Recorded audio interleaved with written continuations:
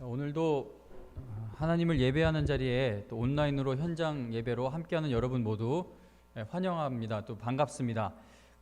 우리가 지난 1년 동안 사경회를 한 번도 같이 못했었는데 올해 고난 주간에는 사경회를 가지려고 합니다. 그런데 방역 수칙상 정규 예배만 허락이 되어 있는 상황입니다. 그래서 오늘 주일 저녁 예배, 수요일 저녁 예배, 그리고 금요일 저녁 예배에 세 차례에 걸쳐 고난주간 말씀을 전할 계획을 세웠습니다. 그런데 오늘 청년부 예배 말씀이 주일 낮 예배 말씀하고 같습니다. 왜냐하면 좀 나름대로 또 개인적으로는 이 말씀을 고난주간 설교의 시작으로 보고 있기 때문에 오늘은 청년부 예배 말씀도 주일 장년부 예배 말씀과 동일한 설교로 전하려고 합니다. 자, 여러분 또 바쁘고 또 여러 가지 일정이 있겠지만 거의 1년 만에 다시 시작되는 사경회에 또 많이 참여하여 큰 은혜를 받을 수 있기를 바랍니다. 우리 다 같이 사도신경으로 우리의 신앙을 고백하겠습니다. 전능하사 천지를 만드신 하나님 아버지를 내가 믿사오며 그 외아들 우리 주 예수 그리스도를 믿사오니 이는 성령으로 잉태하사 동정녀 마리아에게 나시고 본디오 빌라도에게 고난을 받으사 십자가에 못 박혀 죽으시고 장사한 지 사흘 만에 죽은 자 가운데서 다시 살아나시며 하늘에 오르사 전능하신 하나님 우편에 앉아 계시다가 저리로서 산 자와 죽은 자를 심판하러 오시리라. 성령을 믿사오며 거룩한 공회와 성도가 서로 교통하는 것과 죄를 사하여 주시는 것과 몸이 다시 사는 것과 영원히 사는 것을 믿사옵나이다. 아멘. 찬송가 141장 찬송가 141장 찬송 부른 후에 이은지 자매 대표로 기도해 주시겠습니다.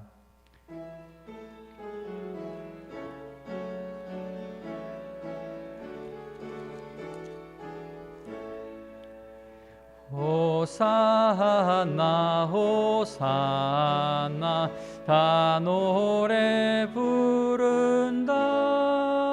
수많은 아이들이 즐거운 노래로 그 품에 안으시고 복 주신 주님께 온 몸과 마음 드려 주 찬양합니다. 저 감람산 길 따라 큰 무리 따르면 그 손엔 종려가지 흔들며 외친다. 만왕의 왕주 예수 나귀를 타시고 그 어린이들 노래 다 받아 주신다. 호산나 그의 노래 우리도 부르자. 주 예수 우리 구주 우리의 전능왕 온 몸과 마음 다해 목소리 높여서 영원히 기쁜 노래 주 앞에 드리자.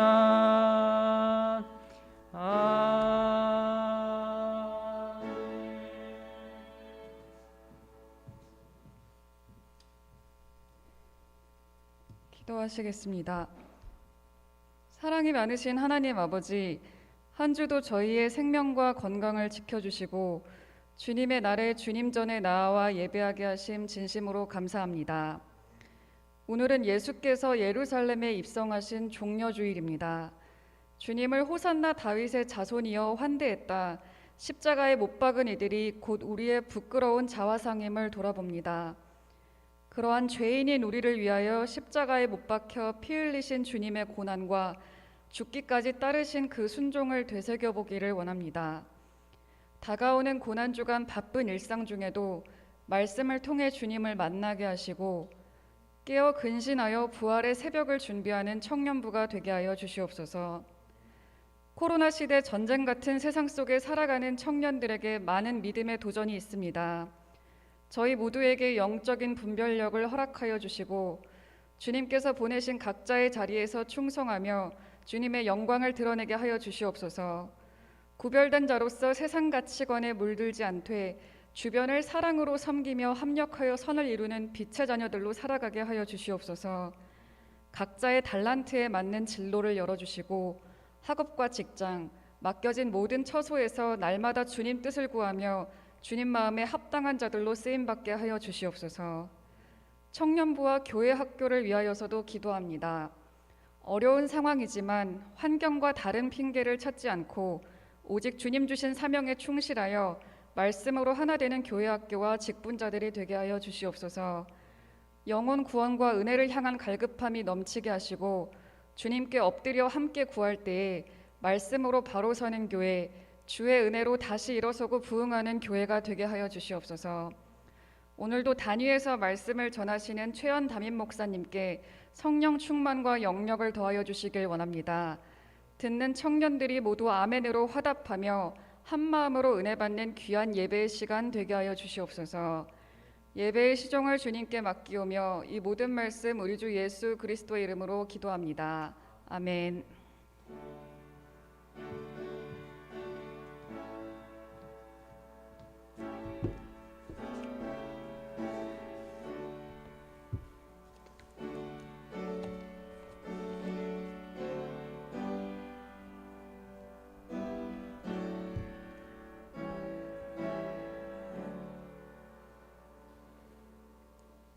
우리가 함께 은혜 받을 하나님의 말씀은 마가복음 11장 말씀입니다. 마가복음 11장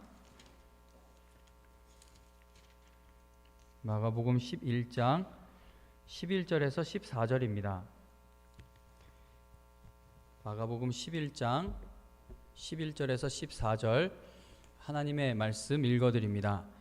예수께서 예루살렘에 이르러 성전에 들어가사 모든 것을 둘러보시고 때가 이미 저물매 12 제자를 데리시고 베다니에 나가시니라. 이튿날 그들이 베다니에서 나왔을 때에 예수께서 시장하신지라. 멀리서 잎사귀 있는 한 무화과 나무를 보시고 혹 그 나무에 무엇이 있을까 하여 가셨더니 가서 보신즉 잎사귀 외에 아무것도 없더라. 이는 무화과의 때가 아님이라. 예수께서 나무에게 말씀하여 이르시되 이제부터 영원토록 사람이 네게서 열매를 따먹지 못하리라 하시니 제자들이 이를 듣더라. 아멘. 열매 맺지 못하는 나무를 심판하신 예수님, 열매 맺지 못하는 나무를 심판하신 예수님이라는 제목으로 하나님의 말씀 증거하겠습니다. 제가 지난주에 이 리모델링한 이 지하 1층 예배실 이름을 무엇으로 지을까 고민을 하고 있는데 저희 집에서 초등학교 4학년 된 아들이 저에게 아빠 축복 예배실 어때? 라고 말했습니다. 예배당 이름을 축복 예배실로 짓자는 아들에게 너는 하나님께 복을 그렇게 받고 싶어? 라고 물어보았습니다. 그러자 이 녀석이 조금의 망설임이 없이 나는 하나님께 복을 아주 많이 받고 싶어 라고 대답하는 겁니다. 그래서 제가 아들에게 하나님께 복을 많이 받아서 뭐 하고 싶은데? 라고 물었어요. 그랬더니 아들이 저에게 하나님께 복을 많이 받아서 나는 개를 살 거야 라고 말하는 겁니다. 이 녀석이 몇 년 전부터 이제 개를 기르자고 근데 이 웃음이 장년부에서는 조절이 되는데 왜 여기서는 그렇게 안 웃긴데 장년부에서 얘기하면은 여기서 웃음이 나오네요. 몇 년 전부터 개를 기르자고 계속해서 조르고 있는데 제가 그 소원을 무시하니까 하나님께 자기는 복을 많이 받아서 이제 개를 사겠다라고 얘기한 겁니다. 저하고 가장 똑같이 생긴 녀석이 이런 말을 하고 있더라고요. 한 번은 아파트 재건축 관련된 일을 하시는 분과 대화를 나눈 적이 있는데 그분이 저에게 자기가 지금까지 살아오면서 하나님께 이렇게까지 간절히 기도해 본 적이 없다는 이야기를 해 주셨습니다. 아파트 재건축 관련하여 아주 중요한 직책을 맡고 계신 분이었는데 해결하기 어려운 일들이 너무나 많다 보니까 아직도 진행이 안 되고 있잖아요. 그러다 보니 하나님께 마음을 다해 간절히 기도하게 되었다는 겁니다. 자, 어린 아이서부터 노년에 이르기까지 하나님을 믿는 사람들은 하나님께서 꼭 이루어 주시기를 간절하게 소원하는 일들이 있습니다. 하나님의 자녀된 자들이 예수 그리스도의 이름으로 구하면은 하나님께서 응답해 주신다고 성경은 약속하죠. 성경은 하나님 아버지께서는 성도들의 기도를 기뻐하신다는 사실을 알려줍니다. 자, 그러나 우리가 하나님께 간구하는 일들이 응답되지 않는 것처럼 보일 때가 많습니다. 기도해 보았죠. 기도 열심히 해 보았습니까? 간절하게 어떤 일을 10년, 막 20년 이렇게 기도해 본 제목들이 혹시 있습니까? 그렇게 구하는데도 응답되지 않는 것처럼 보일 때가 많고요. 또 내가 간구한 것이 이루어지지 않는 것을 넘어서 내가 바라는 것과는 정반대의 결과를 얻게 되는 경우도 꽤 많습니다.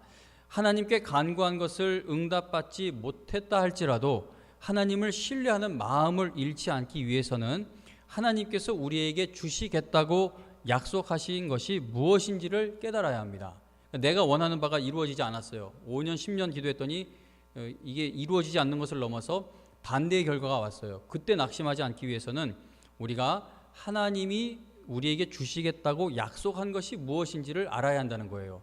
내가 원하는 바가 이루어지지 않았지만 하나님이 우리에게 주신다는 것은 이것이니까 이 엉망이 된 상황에서도 하나님이 나에게 약속하신 것이 얻어지는 날이 분명히 올 거야. 우리가 그 순서 속에 있을 때, 그렇게 하나님 앞에 구하는 순서 속에 있을 때에 어떤 상황에서도 믿음이 흔들리지 않을 수가 있습니다. 하나님께서 약속하신 것을 얻게 되면은 우리는 이 땅에서 어떤 일을 당해도 하나님의 영광을 위해 쓰임 받을 수 있게 됩니다. 자, 하지만 많은 성도들이 나에게 이익이 되는 것을 구하고 얻어서 하나님께 쓰임 받아 보겠다는 생각을 하다가 믿음으로 사는 것을 실패하게 됩니다. 가장 좋은 예가 재정적인 문제겠죠. 하나님께서 내 사업을 아니면 내 집안을 아니면 내 자녀를 이 정도 수준까지 어느 높이까지 그렇게 힘있게 해주시면 내가 하나님의 일에 쓰임 받지 않겠습니까? 그렇게 구하다가 그러한 잘 되는 일들이 이루어지지 않게 되었을 때 믿음에서 떨어져 나가거나 주저앉는 경우를 보게 됩니다. 하나님께서는 우리에게 이 땅에서 자랑할 만한 것들을 가득 얻게 해서 우리를 쓰시겠다라고 약속하지를 않으십니다. 하나님께서는 우리가 이 땅에서 그 어떤 일을 당해도 하나님이 연약한 우리의 강함이 되어 주셔서 우리가 하나님의 영광을 위해 쓰임 받게 하시겠다라고 약속하신 하고 계시다는 것이죠. 그래서 바울도 그렇고 그 사람들이 볼 때 무식하다고 조롱했던 몇몇 사도들도 그렇고 하나님께서 그렇게 무식하다고 조롱받는 위치에 있었다면 당시 최고 교육을 받는 어떤 그런 절차를 거쳐 그 자리에 원천 올려놓고서는 복음을 전하게 하시거나 바울의 육체의 가시가 되었던 뭐가 되었던 그런 불편한 것들을 다 처리해 주시고 복음을 전하게 하셨거나 그러지 않으셨어요. 그냥 조롱받는 문제, 연약한 문제, 사람들이 깔보는 그런 모습, 그거 그냥 그대로 두시고 하나님이 강함이 되어 주셔서 그들을 하나님의 영광을 위해 쓰신 것을 우리는 성경에서 보게 됩니다. 그러므로 우리는 내가 원하는 것을 얻는 삶이 아니라 하나님이 주시겠다고 약속하신 것을 구하고 얻는 신앙생활이 되어야 할 것입니다. 자, 이번 고난주간에 성령의 열매를 살펴보려고 하는 것은 모든 구원받은 성도들에게 확실하게 약속이 되어 있는 것이 성령의 열매이기 때문입니다. 자, 여러분들 하나님 앞에 어떤 거 기도하고 있습니까? 기도의 제목이 있기를 바랍니다. 근데 그 기도하는 것이 어떻게 이루어질지 저는 모르겠어요. 하나님이 yes로 주실지 no로 하실지 아니면 wait 기다려라고 주실지 아니면 아무 음성을 안 들려주실지 모르겠어요. 그러나 한 가지 확실한 것은 여러분들이 어떤 상황과 무엇을 구하고 있든지 그 상황 속에서 성령의 열매를 주겠다는 것은 하나님의 확실한 약속이라는 겁니다. 하나님께서 교회와 성도에게 주신 약속은 우리가 얻으면 좋은 것이고 얻지 못하면 그냥 어쩔 수 없는 것이 아닙니다. 하나님께서 우리에게 주시기로 약속하신 것을 우리가 얻지 못하고 누리지 못하는 것은 하나님께 불순종하는 죄를 짓는 것과도 같습니다. 이게 왜 그러냐면 하나님이 주신다고 하잖아요. 하나님이 우리에게 주시는 모든 것은 은혜이죠. 하나님이 다 준비해 놓으셨어요. 너가 나와의 교제 속에서 나를 찾고 나를 의지하여 나한테 구하면 내가 줄게. 자, 그러면 이건 다른 말로 하면 하나님이 주시겠다는 것을 우리가 얻지 못하는 것은 구하지 않고 있다는 의미이지 않겠습니까? 그래서 하나님이 약속하신 것을 우리가 얻지도 않고 있고 누리지도 않고 있는 것은 어떤 면에서는 하나님께 불순종하고 있는 것과도 같은 일이라는 겁니다. 성령의 열매를 맺으면 좋은 일이고 성령의 열매가 나에게 없으면 어쩔 수 없는 것으로 생각해서는 안 된다는 것이죠. 예수 그리스도의 은혜와 하나님 아버지의 사랑과 성령의 도우시는 그 은혜를 입어서 구원받은 성도의 삶에는 성령의 열매가요 반드시 열려야 합니다. 예수님께서 열매 맺지 못하는 무화과 나무를 마르게 하신 사건을 살펴보며 교회와 성도가 성령의 열매를 맺지 못한다는 것이 얼마나 심각한 문제인지를 한번 함께 생각해 보겠습니다. 자, 오늘 종려주일이죠. 예수님께서 낙이 새끼를 타고서 예루살렘에 입성하실 때 큰 무리가 막 겉옷을 벗어서 길에 폈고, 그러니까 왕이 들어오는 것처럼 영접한 거예요. 낙이 그 새끼 나귀를 타셨음에도 거기 막 밑에 길을 옷을 깔고 또 나뭇가지를 꺾어서 길에다 깔고 또 사람들은 종려나뭇가지를 막 꺾어 흔들면서 예수님을 맞으러 나가서 호산나 찬송하리로다 주의 이름으로 오시는 이 곧 이스라엘의 왕이시여라고 외쳤습니다. 자, 큰 무리가 예루살렘에 입성하시는 예수님을 향해 호산나, 즉 우리를 구원하소서라고 외치며 예수님을 환영했던 그 군중의 열기가 얼마나 뜨거웠는지 성경에 보니까 온 성이 떠들썩했다라고 기록해 놓았습니다. 진짜 난리가 난 거예요. 예수님은 십자가를 지시기 위해 예루살렘에 입성하신 것이죠. 그러나 사람들은 예수님이 자기들이 바라는 것을 이루어 주시기를 희망하며 막 오병이어 기적도 행하셨고 막 능력도 행하시고 하니까는 자기들을 압제하고 있는 그 나라를 꺾어버리시고 또 늘 궁핍한 가운데 있는 자기들에게 먹을 양식을 주시고 어떤 그런 이 땅에서의 문제를 해결해 주실 것을 희망하며 마음을 다해 예수님을 환영한 겁니다. 오늘 우리가 읽은 마가복음 11장 11절에 보면 사람들의 열렬한 환영을 받으며 예루살렘에 입성하신 예수님은 성전에 들어가셔서 모든 것을 둘러보시고는 이미 날이 저물었으므로 12 제자와 함께 베다니로 나가셨다라고 말씀하죠. 자, 그리고 그 다음 날이 무슨 요일이냐 하면 바로 우리가 이제 고난주간으로 하는 월요일이죠. 그 다음 날 월요일에 예수님이 베다니를 떠나실 때에 배가 고프셨습니다. 배가 고프신 예수님은 이제 멀리 있는 잎이 무성한 무화과 나무를 보시고는 열매가 있을까 해서 그 나무에 가까이 다가가 살펴보셨는데 그 나무에는 잎만 무성할 뿐 무화과 열매가 없었습니다. 본문 13절에 보면 마가는 나무에 열매가 없었던 것이 아직 무화과 철이 아니기 때문이다라고 설명을 합니다.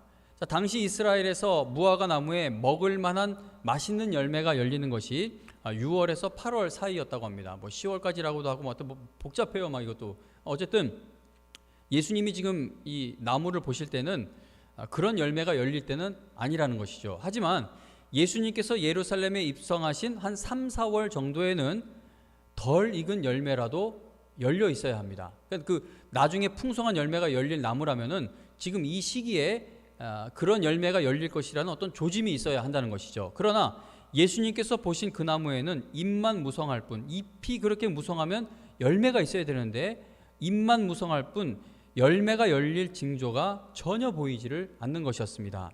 예수님은 열매가 열릴 가능성이 전혀 없는 그 나무를 향해 이제부터 영원토록 사람이 네게서 열매를 따먹지 못하리라 라고 말씀하십니다. 동일한 사건을 기록하고 있는 마태복음 21장에 보면은 예수님께서 이 말씀을 하시자 즉시 나무가 말라버렸다라고 기록이 되어 있습니다. 자, 예수님께서 무화과 나무가 말라 죽게 하신 것은 배가 너무 고픈데 먹을 것이 없어 화가 나셨기 때문이 아닙니다.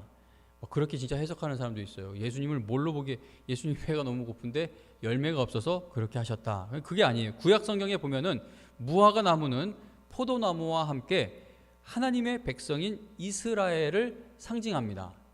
뭐 우리나라도 막 그 지도 보면은 막 호랑이 이렇게 표현할 때도 있고 뭐 하여튼 우리나라 그 민족 백성을 어떤 대표적으로 상징적으로 뭐 표현하는 게 있지 않습니까? 구약 성경에서 무화과 나무, 포도나무 하면 하나님의 백성인 이스라엘을 상징합니다. 그러므로 예수님께서 이파리만 무성한 무화과 나무에 열매가 열릴 가능성이 전혀 없다는 것을 확인하신 후에 그 나무를 말라 죽게 하신 것은 하나님과의 관계가 바르지 못해 영적인 열매를 전혀 맺지 못하고 있는 이스라엘이 심판받게 될 것을 의미하는 것으로 보아야 합니다.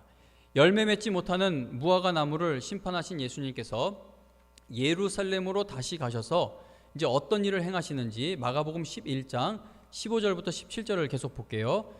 이제 14절에서 이어지죠. 이제 무화과 나무가 예수님이 그 나무를 향해 저주를 하시고 15절에 보면 그들이 예루살렘에 들어가니라. 예수께서 성전에 들어가사 성전 안에서 매매하는 자들을 내쫓으시며 돈 바꾸는 자들의 상과 비둘기 파는 자들의 의자를 둘러엎으시며 아무나 물건을 가지고 성전 안으로 지나다님을 허락하지 아니하시고 이에 가르쳐 이르시되 기록된 바 내 집은 만민이 기도하는 집이라 칭함을 받으리라고 하지 아니하였느냐 너희는 강도의 소굴을 만들었도다 하시매. 아멘. 자, 잎만 무성하고 열매가 전혀 열리지 않아 예수님께서 저주하신 무화과 나무처럼 예루살렘 성전에는 예배를 드리기 위한 모든 형식은 풍성했지만 하나님께서 바라시는 영적인 열매는 전혀 없었다는 겁니다. 그러니까 내 집은 만민이 기도하는 집이라고 칭함을 받으리라고 하지 않느냐, 이 말은 바꿔 말하면 그 기도가 드려져야 되는 성전인데 기도도 없는 거예요. 기도가 없다는 것은 하나님을 대한 믿음도 없고 사랑도 없는 것이죠. 오직 자기 주머니를 채우기 위해 성전을 돈 버는 장소로 이용하는 사람들만이 가득했다는 겁니다. 자, 청년 여러분, 이렇게 열매가 없는 신앙생활은 하나님의 심판을 받게 됩니다. 이게 열매가 없는데 열매 없다고 하나님 심판하시면 됩니까? 우리가 그렇게 좀 너무한 거 아니냐고 말을 할 수도 있을 거예요. 근데 그게 그렇지가 않은 게 정말 예수 그리스도를 믿게 된 성도의 삶에는 변화가 나타나지 않을 수가 없습니다. 그러니까 이걸 다시 말하면은 열매가 없다는 것은 하나님께 속한 자가 아니라는 이야기가 된다는 겁니다. 그러니까 하나님의 진노 아래 놓여 있는 죄인의 신분인 것이죠. 만일 성경에서 말씀하고 있는 변화가 나에게서 조금도 일어나지 않고 있거나 또는 성경에서 말씀하는 성도에게 약속된 변화를 간절하게 바라는 마음이 별로 없다면 그러한 모습은 구원받지 못했다는 것의 증거일 수도 있습니다. 얼마 전에 집사님 한 분과 대화를 나누었는데요. 그 집사님이 교수님이세요. 근데 교수님인데 제자 하나가 이제 결혼을 하게 되어 주례 부탁을 했다고 합니다. 그래서 집사님께서 제자에게 나는 지금까지 누가 주례 부탁해도 주례 안 해주고 있으니까 나 말고 다른 분에게 주례를 부탁하라고 말씀을 하셨습니다. 그러자 주례 부탁을 한 그 제자가 집사님께 만일 교수님이 주례해 주지 않으시면 저희도 결혼을 하지 않겠습니다라고 해서 집사님이 주례를 해주기로 약속을 하셨다고 합니다. 제가 그 이야기를 들으며 제 신앙생활을 돌아보게 되었어요. 결혼을 앞둔 제자가 스승에게 우리 주례해 주지 않으면 결혼을 하지 않겠다라고 하는 것처럼 나는 나를 구원하신 하나님을 그 정도의 갈급한 마음으로 따르고 있고 구하고 있고 그분의 은혜에 갈급해하고 있는지를 생각해 보며 제 자신을 돌아보게 되었습니다. 여러분, 예배 시간에 이 지각하는 거 뭐 큰 문제 아닐 수도 있어요. 뭐 지각한다고 해서 은혜 덜 받고 그런 거 아니라고 저는 생각을 합니다. 근데 제가 항상 그 문제에 대해서 저하고 교회학교부터 같이 섬긴 청년들은 알 거예요. 그거 얼마나 왜 그러냐면은 우리 남녀 관계를 생각해봐도 정말 사랑에 빠지면 더 일찍 나가서 하지 계속 지각. 새로 사귀는 사람이 계속 지각하면 좀 고려를 해 보세요. 그거 아닌 것 같아요. 왜냐하면 사랑한다고 하면서 계속 이런저런 다른 일 다 보고 나 만나는 거는 항상 이후의 순위로 놓여 있다면 그건 뭔가 문제가 있는 것이지 않겠습니까? 그래서 예배 시간에 뭐 우리가 늦게 만나는 게 뭐가 큰 문제겠습니까? 근데 제가 우려하는 것은 그 예배에 대한 갈급함이나 예배를 사모하는 마음이 혹시 우리 청년들에게 옅어져 있는 것이 아닐까? 그게 늘 두려워서 우리가 지각하지 말자고 여러분들에게 이렇게 호소를 하게 되는 겁니다. 성경에서 확실하게 말씀하고 있는 그리스도인의 삶에서 반드시 나타나야 하는 변화 중에 하나가 성령의 열매가 열리는 것이죠. 성령의 은사는 사람마다 달라요. 다르게 받아요. 그러니까 여기 앞에 있는 자매, 형제, 저 하나님이 우리에게 주시는 은사는 각각 달라요. 형제에게 있는 은사가 나에게는 없을 수도 있고 나에게 있는 은사가 우리 자매님에게는 없을 수도 있고 받는 은사는 다 다른데 성령의 열매는 그렇지 않습니다. 그러니까 성경에서 그 위대한 바울 사도가 얻었던 성령의 열매가 바울 사도가 나타냈던 성령의 열매가 오늘 여러분과 저에게서도 나타나야 할 열매라는 것이죠. 그래서 성령의 열매가 없는 것은 참 심각한 문제인데 이게 왜 매우 심각하냐면 로마서 8장 9절에 보면은요, 누구든지 그리스도의 영이 없으면, 성령이 없으면 그리스도의 사람이 아니라고 말씀을 하고, 고린도전서 12장 3절에서는 성령으로 아니고는 누구든지 예수를 주시라 할 수 없다라고 말씀하고 있기 때문입니다. 이게 무슨 말이죠? 구원받았으면 성령이 있는 것이고 성령이 없다면 구원받지 못했다는 겁니다. 그러니까 지금 읽어드린 말씀을 통해 보듯이 예수님을 믿게 되었다라는 것은 지금 성령께서 내 안에 계시다라는 것을 의미한다는 것이죠. 성령께서 내 안에 계시다면 우리는 성령께서 나와 함께 하신다는 사실이 삶에서 드러나야만 합니다. 우리가 누군가를 정말 사랑하게 되면요, 또는 존경하게 되면은 그 대상을 닮아가는, 따라가는 삶의 변화가 나타나게 됩니다. 뭐 하다못해 연예인들, 막 그 청소년들이 그 아이돌이라고 하나요? 그 막 좋아하는 거 보면 화장도 비슷하게 따라하고, 뭐 옷도 비슷한 거 사다 입고, 또 노래도 창법도 자기 나름대로 청소년들 부르는 그런 방법이 있을 텐데 자기가 좋아하는 가수를 따라 부르기도 하고, 그렇게 따라가는 모습이 생기게 되는 것이죠. 그래서 성령님이 눈에 보이시지 않지만 그분이 우리 마음에 계셔서 우리로 하여금 하나님을 사랑하는 길로 계속 인도해 가고 계시다면은 우리의 삶에서 그러한 일들이 이렇게 표면적으로 나타나야 한다는 겁니다. 그런데 여러분, 이게 기도 응답 받은 것만 가지고는 성령의 열매가 열린 것인지 아닌지 알 수 없을 때가 많습니다. 이렇게 생각해 볼게요. 만일 저희 집 아들이 개를 살 수 있기를 계속 간절히 기도하다가 정말로 개를 키우게 된다면 저는 그것을 기도의 응답으로 말할 수 있어요. 지금 아버지의 마음이, 아빠의 마음이 완악해요. 개는 절대 안 돼. 무슨 강아지 같은 소리야. 넌 안 돼. 내가 더 사줄 수가 없어. 근데 얘가 계속 기도하다 보니까 이 마음, 하나님이 이 마음을 깨트려서 자식에게 개를 사주게 해 주신다면 그건 간증할 수 있죠. 개를 절대 사주지 않겠다는 우리 아빠가 내 기도로 변화되어 나한테 개를 사줬다라고 간증 가능합니다. 만일 재건축 문제로 인해 속을 썩고 있는 그분이 갑자기 그 기도한 그대로 모든 재건축 관련 난잡한 문제들이 해결이 된다면 그것 또한 기도의 응답으로 간증할 수 있을 겁니다. 자, 그러나 그러한 일들이 이루어진 것만을 가지고는 성령의 열매가 열리게 되었다라고 간증할 수는 없다는 것이죠. 우리가 교회 일에 열심을 내죠. 뭐 헌신하고 봉사하고 뭐 단기 선교 다녀오고 또 있는 힘을 다해 헌금도 드립니다. 11조도 드립니다. 주님을 위해 그러한 열심을 낼 수 있는 것은 너무나 감사한 일인데, 그러나 그러한 열심만을 증거로 하여 성령의 열매가 열렸다라고 말하는 것은 어려울 때가 많다는 겁니다. 자, 우리가 지금 예수님께서 열매 없는 무화과 나무 심판하신 사건을 마가복음 11장에서 살펴보고 있죠. 그런데 바로 그 전에 있는 10장 말씀에 보면은 재물이 많은 청년, 그러니까 우리가 소위 말하는 그 부자 청년 있잖아요. 부자 청년이 예수님께로 달려와 그 앞에 무릎을 꿇고 예수님께 선한 선생님이여 제가 무엇을 해야 영원한 생명을 얻을 수 있겠습니까? 라고 질문을 합니다. 예수님께서는 그 부자 청년에게 네가 살인하지 말아라, 간음하지 말라, 도둑질하지 말라, 거짓 증언하지 말라, 사기치지 말아라, 부모를 공경하라는 그 계명들을 알고 있을 것이다라고 말씀하시자 부자 청년이 예수님께 선생님, 저는요 어릴 때부터 그런 모든 것을 하나도 어기지 않고 다 지켜왔습니다라고 대답했습니다. 그러자 예수님께서는 그를 사랑스럽게 여기시며 너에게 한 가지 부족한 것이 있다. 가서 네가 가진 모든 것을 팔아 가난한 사람들에게 나눠주어라. 그리하면 하늘에서 보물을 얻게 될 것이다. 그리고 와서 나를 따르라고 말씀하십니다. 예수님의 말씀을 들은 그 부자 청년이 어떻게 했는지 여러분 기억합니까? 돌아갔어요. 근데 그냥 돌아간 게 아니라 무척 근심스러운 얼굴로 슬퍼하며 예수님을 떠났는데, 그렇게 떠난 이유가 그는 대단한 부자였기 때문이다라고 성경은 말씀합니다.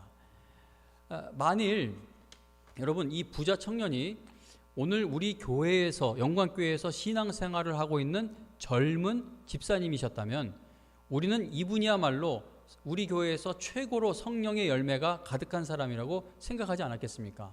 만약에 부서에서 어느 분을 부장님으로 모시고 싶어요 그러면 우리 다 이 부자 청년, 그러니까 돈이 많기 때문만이 아니라 뭐 율법에서 요구하는 것도 다 지키고 선한 일도 하고 막 우리가 다 본받을 만한 그 일들이 많지 않습니까? 이분을 찾았겠죠. 그리고 만약에 이런 분이 직분자 후보, 교회의 직분자 후보로 나온다면 가장 많은 표를 얻게 될 것입니다. 당시 유대인이 율법 지켜야 할 율법 목록이 무려 613가지나 되었다고 합니다.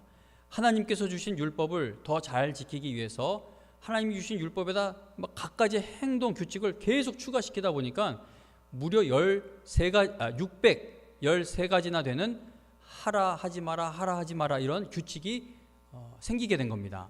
예수님을 찾아왔던 그 부자 청년은 613가지 규칙도 다 지키며 살았을 것으로 생각됩니다. 자, 그런데 여러분 성경은요 충격적이게도 그 부자 청년이 하나님을 진정으로 사랑하는 마음이 없었다는 것을 드러내고 있는 겁니다. 이걸 폭로하고 있어요. 이거 이해됩니까 여러분? 바리새인이나 또는 부자 청년은 그들이 하나님을 진심으로 사랑하고 있고 그들의 삶에는 하나님께서 바라시는 열매가 가득하다고 생각했을 것입니다. 그러나 우리 주 예수님은 그들에게는 하나님께서 바라시는 가장 중요한 열매가 없다는 사실을 확인시켜 주고 계십니다. 성도의 삶에 하나님께서 주신 열매가 있는지 없는지가 확인되는 것은 이 땅에서 얼마나 많은 것을 얻었는지를 보고 확인할 수 있는 것이 아닌 것이죠. 그래서 바울 사도는 내게는 우리 주 예수 그리스도의 십자가 외에 결코 자랑할 것이 없다고 간증하였습니다. 여러분, 돈이 많은 성도이든 돈이 부족한 성도이든 건강한 성도이든 병약한 성도이든 하나님께서 성령을 통해 주시는 열매는 동일합니다.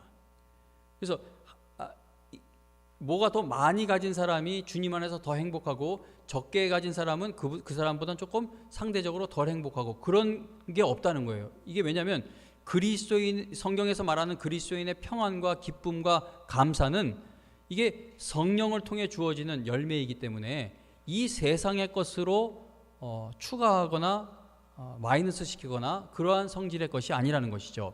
어떤 상황에 있든지 얼마나 많은 헌신을 하였든지 성령의 열매가 열리지 않고 있다면 그 삶에는 하나님께서 바라시는 열매가 없는 것입니다. 그래서 여러분 우리 지금 여기 참여한 청년들 대부분이 교회 일에 정말 열심인 사람들이죠.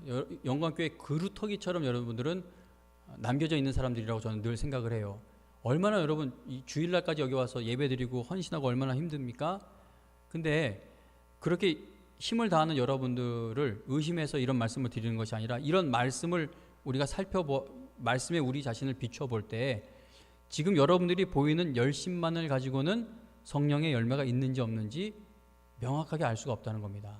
그 행하는 모든 헌신 속에서 이 갈라디아서 5장에서 말하는 이 열매가 있다면 여러분들에게는 열매가 있는 것이지 행위 자체만 놓고서는 우리가 열매가 있는지 없는지 참 구분하기가 쉽지 않습니다.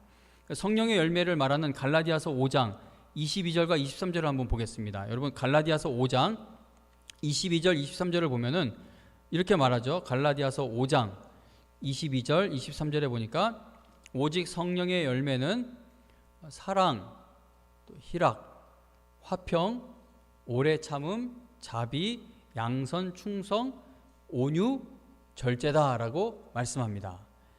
하나님께서는 이러한 성령의 열매가 성도의 삶에서 열리고 있는지 그렇지 않은지를 자세히 살펴보십니다.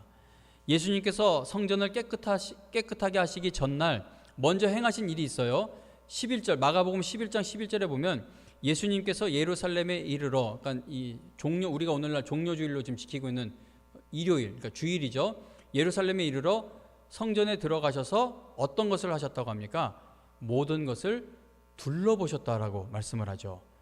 예수님께서 잎만 무성한 무화과 나무를 심판하시기 전에도 그 나무를 먼저 살펴보셨다고 성경은 이야기합니다. 13절에 보면 예수님께서 멀리 잎이 무성한 무화과 나무를 보시고는 열매가 있을까 해서 그 나무에 가까이 다가가 보셨다라는 것을 알려줍니다.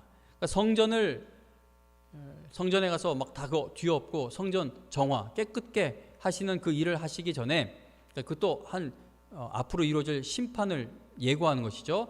성전의 심판을 예고하시기 전에 주님은 성전을 모두 둘러보셨고 무화과 나무를 심판하시기 전에도 자세히 살펴보셨다는 겁니다. 그 하나님께서 오늘 여러분과 저의 삶도 구석구석을 자세히 검사하고 계십니다.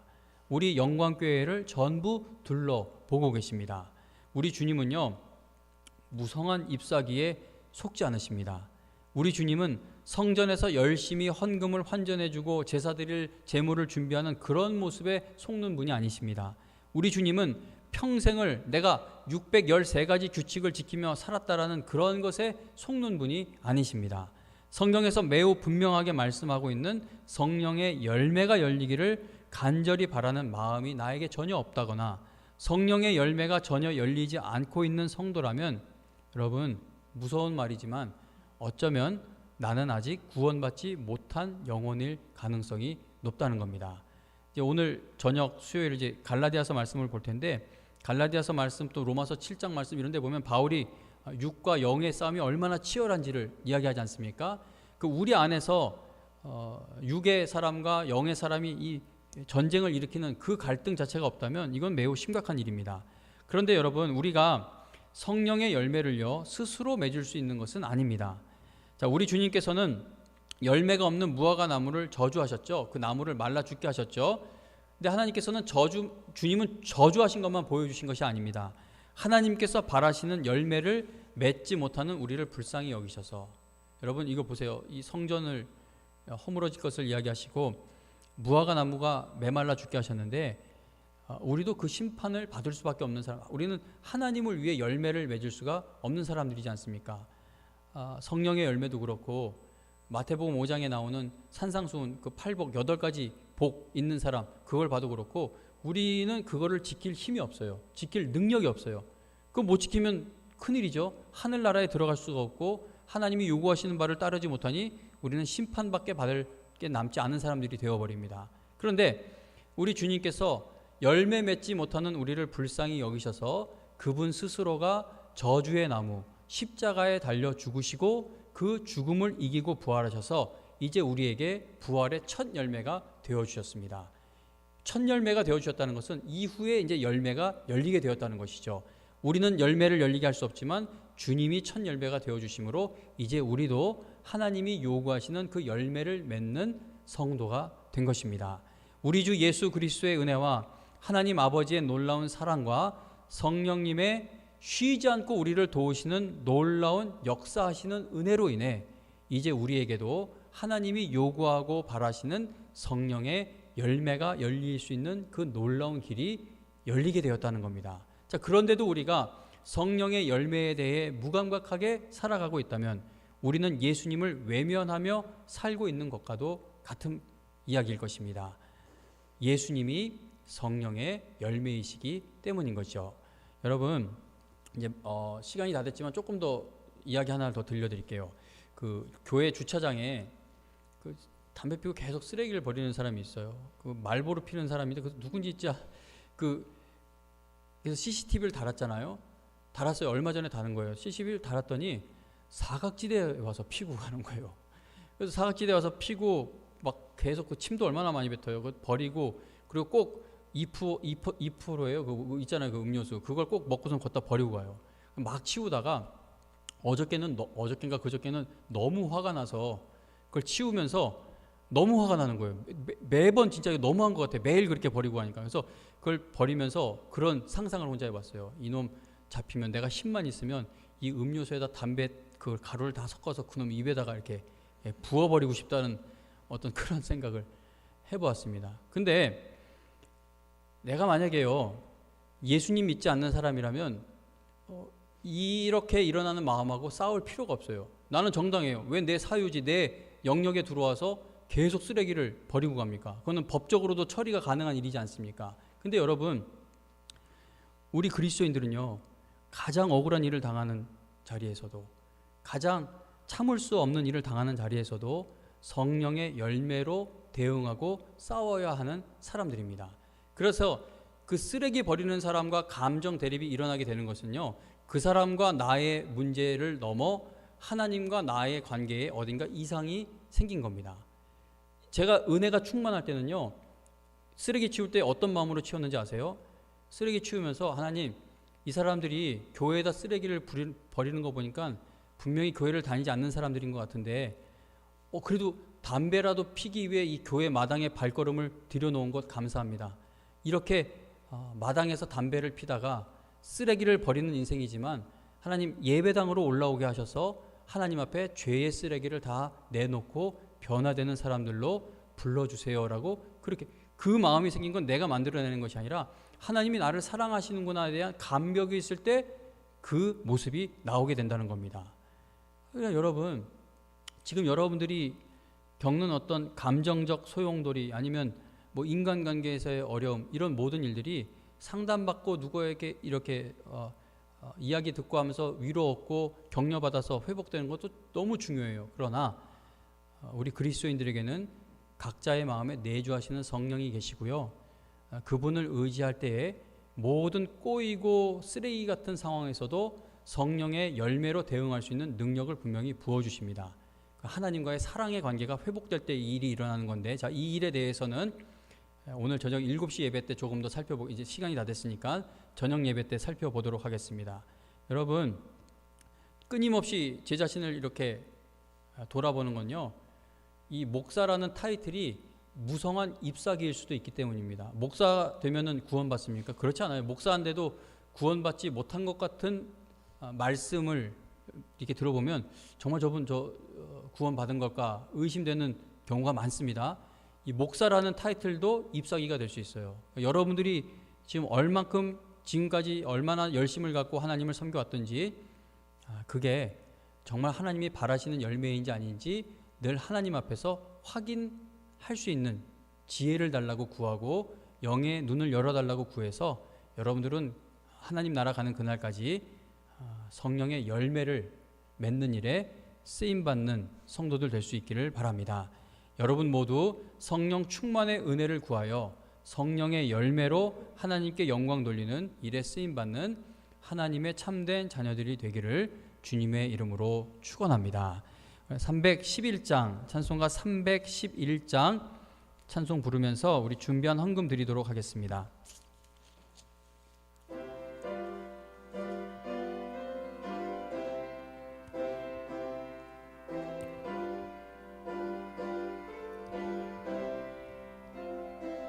내 너를 위하여 몸버려 피 흘려 내 죄를 속하여 살 길을 주었다. 널 위해 주건만 너 무엇 주느냐. 널 위해 몸을 주건만 너 무엇 주. 4절입니다. 4절. 한없는 용서와 참 사랑 가지고 세상에 내려와 값없이 주었다.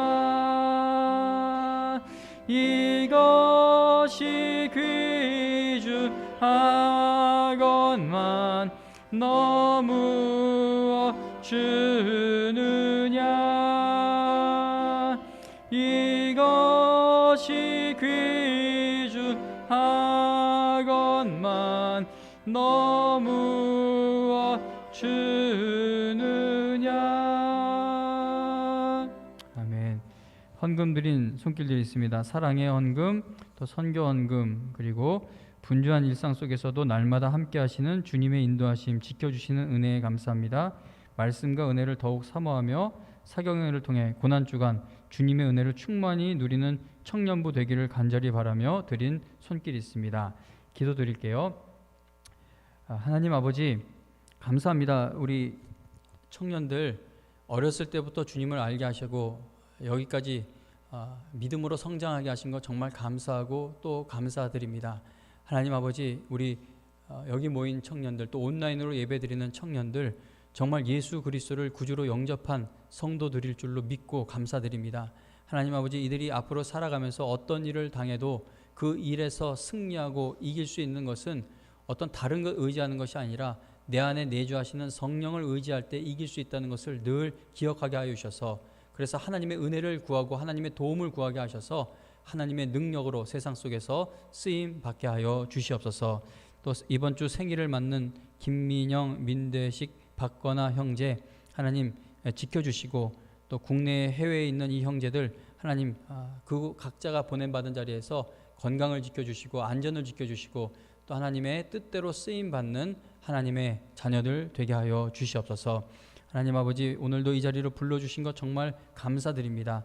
하나님께서 우리를 불쌍히 여기셔서 하늘나라 가는 그날까지 하나님의 뜻대로 성령의 열매를 맺는 일에 우리를 사용해 주실 줄로 믿고 감사드리오며 예수님의 이름으로 기도합니다. 아멘. 축도로 마치겠습니다. 이제는 우리 주 예수 그리스도의 은혜와 하나님 아버지의 극진하신 사랑과 성령님의 인도하시며 교통하시며 우리의 기도를 날마다 도우시는 그 놀라운 은혜가 오늘 이 예배를 드리며 나의 남은 삶이 하나님의 영광을 위해 열매 맺는 인생 되기를 간절히 바라는 우리 모든 청년들 위해 지금으로부터 영원토록 함께하여 주시기를 간절히 축원하옵나이다. 아멘. 감사합니다.